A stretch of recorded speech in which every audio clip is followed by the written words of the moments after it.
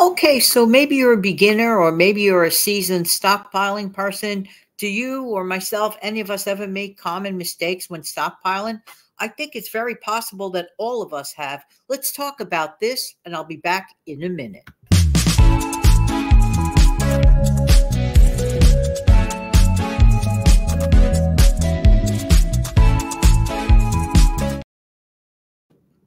Hi, good morning, good afternoon, good evening. This is Jan. Thank you so much for being here. Welcome to another episode of my channel, the Save Money and More with Jan channel. Going to talk about 8 common mistakes that many make when stockpiling.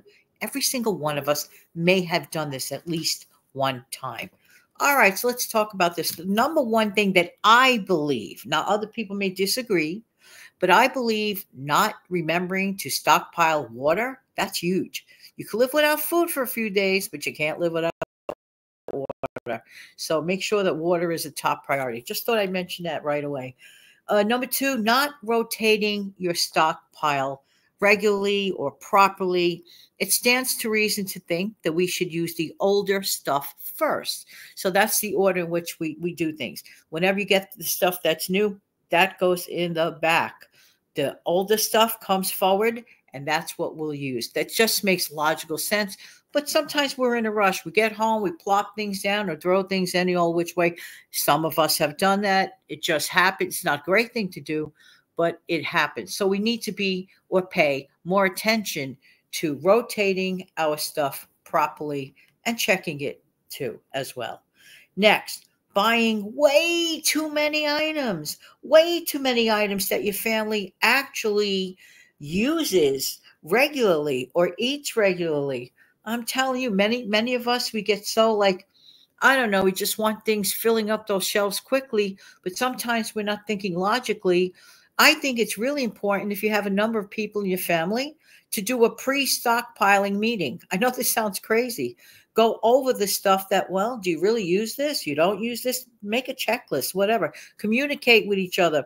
This will ultimately save money. And the whole idea of stockpiling is not only to be food secure or thing secure, as I call it, stuff secure. I really believe it's also, of course, to be ahead of the game and to get better prices as well as to be ready. And who wouldn't mind better prices and saving money? Am I right or am I right? Next, let me see.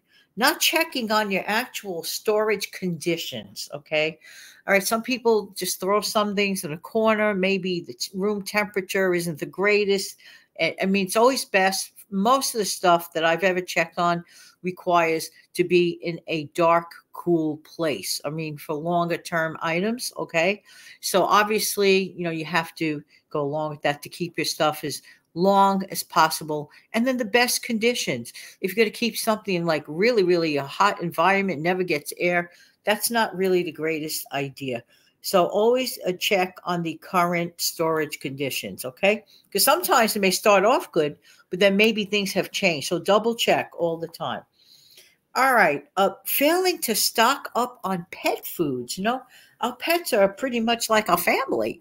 So therefore, we have to make sure that we stock up ahead of time for their needs as well. And, many times people just don't think ahead. It's always better to think a little bit ahead. And that includes our beloved pets. I'm just saying. So failing to stock up on pet foods, or also failing to stock up on individuals' special dietary needs, okay?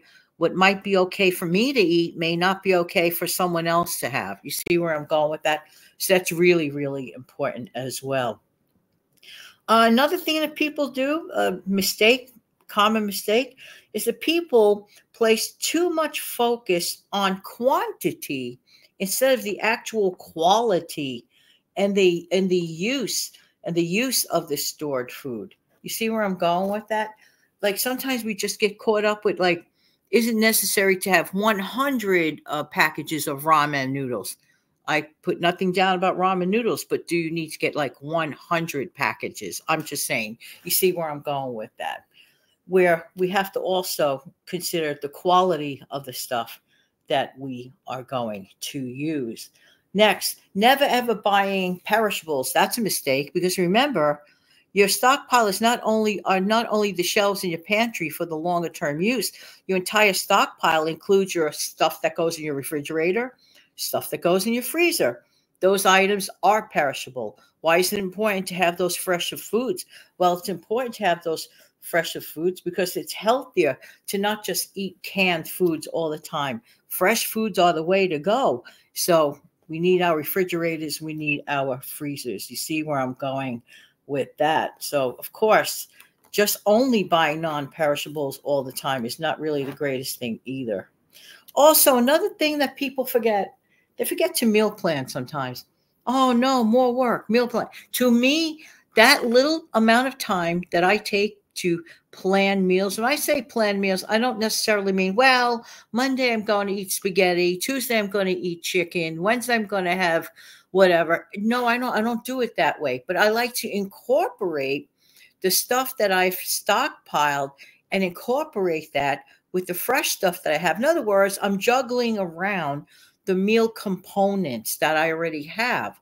And I'm sort of like putting it together in such a way that I have things that I could throw together anything. For example, let's say I just have these 3 different items. Let's just pretend I only have chicken, I only have rice, and I only have broccoli. Well, right away, what comes to mind is stir fry, right? Right away.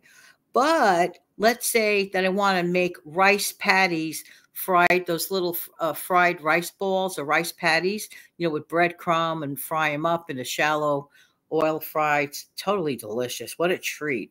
So you could do something like that. Let's say the broccoli, one night I want to have broccoli soup, cream of broccoli soup.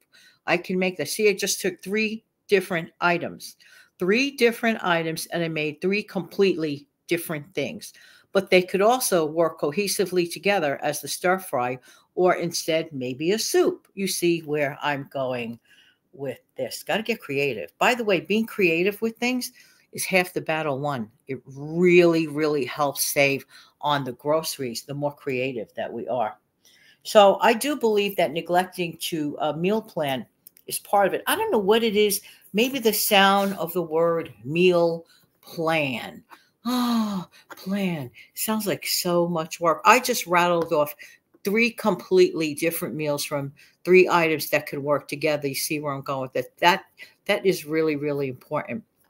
Now, this is for the refrigerator, okay? This is really important. Before you do your grocery hauls, right before, check out, well, first of all, always inventory your stuff before you go for your grocery hauls for your next bunch of stuff. Check out, what do I have? What do I need? What needs to really be consumed before it expires? You want to avoid food waste at all costs. Whenever you can't figure out what to make, when you have extra things together, just throw it in your crock pot, add a little broth, add some sort of a protein or pasta to it, and you got yourself, as I call it, a free meal. I'm telling you, and do this like right before you decide to go food shopping. All right, let me know in the comment section below if you notice any other common mistakes that maybe you have made in the past as you're stockpiling, or maybe have read somewhere or heard about somewhere else. Let me know in the comment section below. But also don't forget to do the following.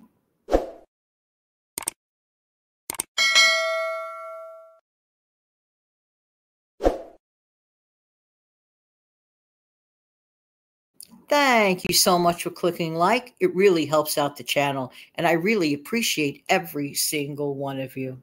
I had so much fun going over these notes with you, and I do know that they're very, very helpful to every one of us. But let's not forget to do more like this lady does.